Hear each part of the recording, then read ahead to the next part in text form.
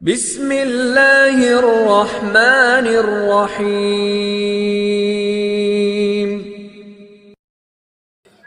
اسلام اس طرح سکھلایا گیا ہے، یہ نہیں کہ تم فرائض لکھ کر کتاب چھاپ دو کہ اسلام پڑھ لو اور مسلمان ہو جاؤ، ایسے نہیں ہے، بلکہ اسلام کو احسان سے سکھلایا ہے کہ اسلام یہ ہے۔ چنانچہ آپ کو مال کی ضرورت پیش آئی ان مسلمانوں کی مدد کے لیے، پوچھا کچھ ہے؟ عرض کیا کچھ نہیں ہے، یہ بیٹھے ہوئے تھے، انہیں موقع مل گیا کہ لیجئے میں قرض دیتا ہوں آپ کو، یہودی تھے یہ زید بن سانہ، میں قرض دیتا ہوں، لیجئے قرض۔ آپ نے قرض لیا ان سے اور طے ہو گیا فلاں فلاں تاریخ میں اتنی کھجوریں اس کے بدلے میں دی جائیں گی، یہ بھی طے ہو گیا، تاریخ متعین ہو گئی، لکھی گئی، اس تاریخ میں آپ کو ہم اتنی کھجوریں دیں گے اس سونے کے بدلے میں۔ یہ قرض آپ نے قرض سونا لیا۔ اس تاریخ کے آنے سے 3 دن پہلے زید بن سانہ نے آپ کے گریبان پکڑا اور آپ کو دیوار کے ساتھ دھکا دیا اور سخت لہجے میں بات کی۔ حضرت عمر دیکھ رہے تھے منظر، حضرت عمر نے تلوار نکال لی، اجازت دیجیے میں اسے قتل کر دوں یہودی کو۔ یہاں ادب سکھلایا، یہاں ادب سکھلایا کہ نہیں، اسلام میں ایسی گنجائش نہیں ہے، تم اسے قتل کر دو تو اسے کیا معلوم کہ ہم کیا چاہتے ہیں، ہم تو اس کی ہدایت چاہتے ہیں، ہم تو اس کی ہدایت چاہتے ہیں، ہم تو اس کے اسلام چاہتے ہیں۔ عمر تم نے کیا کیا؟ اس لیے اسلام کا مزاج یہ ہے کہ اپنے حمایتی کو دباؤ،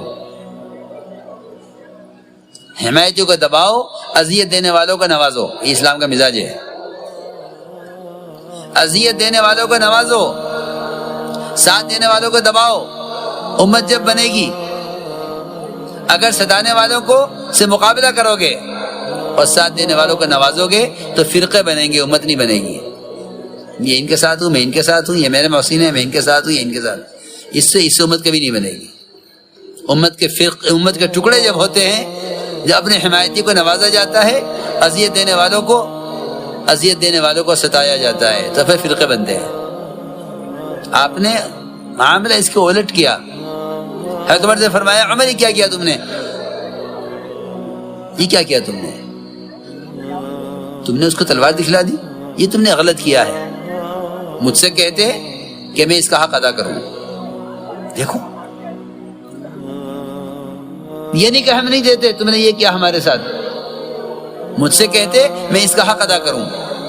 اس سے کہتے کہ اسلام میں مطالبے کا طریقہ یہ نہیں ہے جیسا آپ نے کیا، ہمارے اسلام میں مطالبے کا طریقہ یہ ہے کہ آپ یاد دلاتے کہ 3 دن باقی ہیں، میرا قرضہ ہے، اگر ضرورت پہلے ہے تو یہ کہہ دیتے کہ مجھے پہلے ضرورت ہے۔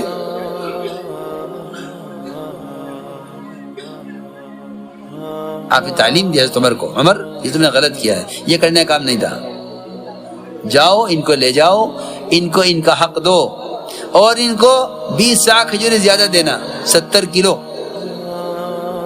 کتنی؟ 70 کلو کھجوریں زیادہ دو، ان کے حق سے زیادہ۔ ہمارے جیسا کوئی وہاں ہوتا تو شاید 1 کھجور بھی نہ دیتا، مقدمے چلتے، میرے ساتھ یہ کیا ہے۔ جی ہاں، ابھی تو میں حیران ہوتا ہوں یہ مسلمان مقدمہ کرے، کیوں؟ عجیب بات ہے، ایک بالش زمین جس پر مقدمہ چل رہا ہے، اور شاید مقدمہ بھی اتنا خرچ کر دیتے ہیں کہ بیگے کی زمینوں کی قیمت مقدمات میں خرچ ہو جاتی ہے، اپنی بات کے منوانے پر پیسہ خرچ ہو رہا ہے، بڑی صلاحیت سے برباد ہوتی ہے۔ آپ ہمیں جاؤ ان کو لے جاؤ، ان کو حق دو اور 20 کھجوریں زیادہ دو، یہ لے گئے، ان کو حق دیا، 70 کلو کھجوریں زائد دی۔ یہ زائد کیوں دے رہے ہو؟ میرا حق تو پورا ہو گیا۔ بھائی میں اس لیے زائد دے رہا ہوں کہ میں نے آپ کو تلوار سے قتل کی دھمکی دی تھی، اللہ کے نبی کا حکم اسی طرح ہے۔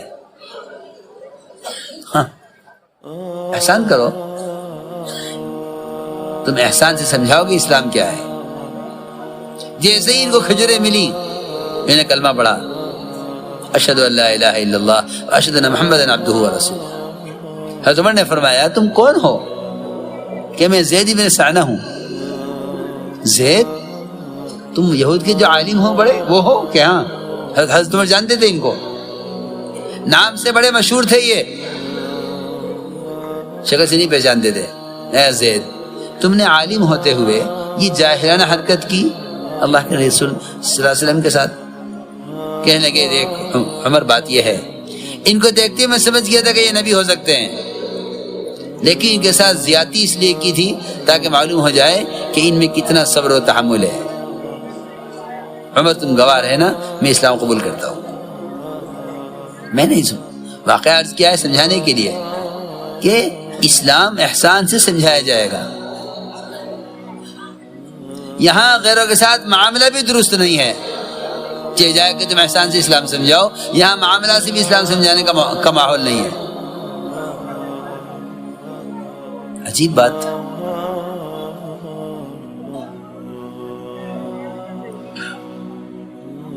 ایک صاحب